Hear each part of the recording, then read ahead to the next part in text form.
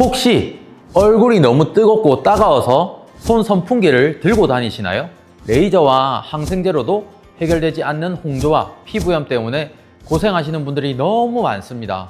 50대 갱년기 여성분들부터 10대 학생들까지 이 문제로 힘들어하시는 분들이 너무 많아요. 얼굴이 뜨끈뜨끈하고 따가워서 잠도 못 주무신다면 이 영상을 꼭 봐주세요.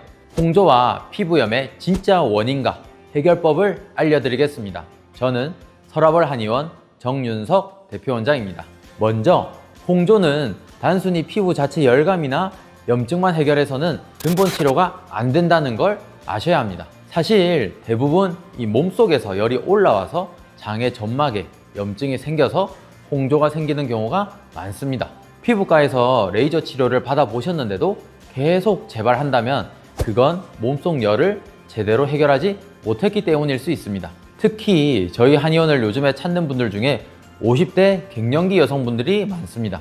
갱년기로 호르몬 변화가 생기면서 얼굴이 뜨겁고 따갑고 잠도 못 주무시는 분들이 너무 많거든요. 스트레스까지 겹치면 증상이 더 심해져서 일상생활이 힘들어진다고 하십니다. 그런데 놀랍게도 최근엔 10대 여학생들까지도 늘어나고 있어요. 얼굴이 빨개지고 염증이 생겨서 친구들 앞에서 부끄럽고 피부가 민감해서 레이저 치료도 어려운 경우가 많습니다. 레이저 치료와 항생제는 일시적으로는 얼굴의 열과 따가움을 줄여주지만 몸속 열이나 염증의 근본 원인을 해결하지 못하면 재발할 수가 있습니다. 그래서 많은 분들이 완치가 어렵다는 얘기를 듣고 겉만 치료해서는 안 되겠다 생각하시고 저희 한의원을 찾아오십니다. 홍조와 피부염을 없애려면 속에 있는 열을 꺼주고 장 점막을 치료해서 염증의 근본 원인을 해결하는 것이 핵심입니다. 혹시 얼굴이 이렇게 붉고 염증이 있는데 닭고기나 아이스크림, 튀긴 음식, 매운 음식들을 계속 드시고 있는 건 아니시겠죠? 완전 홍조의 최악입니다. 설마 음식과 홍조가 관련 없다고 생각하시는 건 아니죠? 예를 들어 다이어트 하려고 닭가슴살을 많이 드시는 분들이 계세요. 하지만 닭고기는 열이 많은 음식이라서 열이 있는 체질의 분들이 많이 먹으면 얼굴 열이 오를 수 있습니다. 홍조와 피부염 때문에 얼굴에 1일 1팩 하시는 분들도 계세요. 하지만 오래된 홍조 환자분들의 피부는 얇아져서 매일 팩을 하면 화학 성분이 흡수가 되면서 오히려 자극이 갈 수 있습니다. 그래서 저는 굳이 하지 말라고 권하는 편입니다. 세안도 아침 저녁으로 세안제를 사용하는 건 추천하지 않아요. 피부가 기름지지 않다면 아침에는 물 세안만 하거나 세안을 생략을 하고 저녁에는 가볍게 세안하시는 게 좋습니다. 화장을 했거나 먼지가 많아 얼굴이 찝찝할 때만 저녁에 세안제를 사용하시는 것이 좋습니다. 참, 그리고 홍조 때문에 이 얼굴이 붉어진 곳에 보습제를 안 바르는 게 더 좋은 거 혹시 알고 계신가요? 피부가 얇아진 상황에서 그 붉은 쪽에 보습제를 많이 쓰면 자극이 무조건 가게 되어 있습니다. 혹시 쓰더라도 아주 소량만 써야 합니다. 이제 저희 한의원의 치료 방법을 설명해 드리겠습니다. 홍조와 피부염을 해결하기 위해선 이 두 가지를 꼭 해결해 줘야 합니다. 첫째, 과도한 복부 긴장감입니다. 과도한 복부 긴장감이 홍조의 원인이 되는 걸 못 들어본 분들이 많을 겁니다. 이게 정말 중요합니다. 스트레스와 안 좋은 식습관이 누적이 되게 되면 내 몸의 긴장도도 올라가게 되고 소화기 쪽의 피로도가 올라가면서 배가 단단해집니다.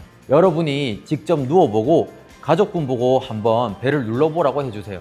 여기 명치부터 배꼽까지, 그리고 여기 갈비뼈 밑에 횡격막을 눌렀을 때 단단하거나 아프다면 복부 긴장으로 인해 열이 얼굴로 올라갈 수 있습니다. 이걸 풀어주는 게 사실상 홍조를 치료하는 데 가장 큰 핵심입니다. 그렇기 때문에 항생제는 홍조의 근본 치료가 될 수가 없습니다. 항생제를 오래 복용하게 되면 장내 유익균이 감소해서 장 건강이 약해지거든요.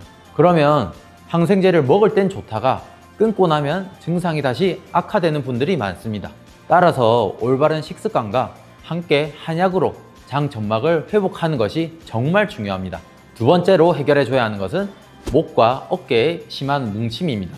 목이 뻐근하고 어깨나 등 위쪽이 굳어 있으면 열이 올라가서 증상이 악화될 수 있기 때문에 이 부분을 풀어주는 것도 정말 중요합니다. 저희 한의원에서는 먼저 여러분의 체질을 확인합니다. 사람마다 몸이 다르니까요. 체질에 따라 열을 내려주는 약재를 골라서 한약을 처방해 드립니다. 복부 긴장감을 풀기 위해서 피로도가 쌓인 장을 해독을 시켜주고 열을 풀어주는 한약을 처방하고요. 목과 어깨에 뭉친 부분은 침, 약침으로 해당 부위를 치료합니다.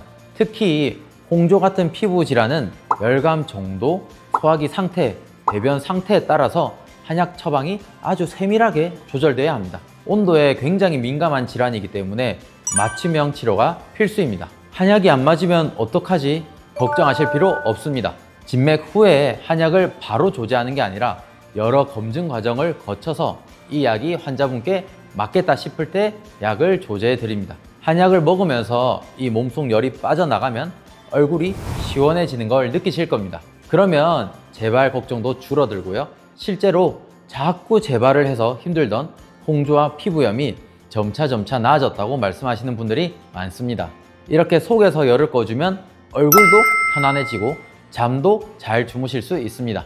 오늘 영상에서 홍조와 피부염의 숨은 원인과 근본적인 해결법을 함께 알아봤습니다. 얼굴이 뜨겁고 따끔거리는 증상이 단순히 피부 문제가 아닌 몸속의 열과 염증에서 비롯된다는 점 이제 잘 아셨죠?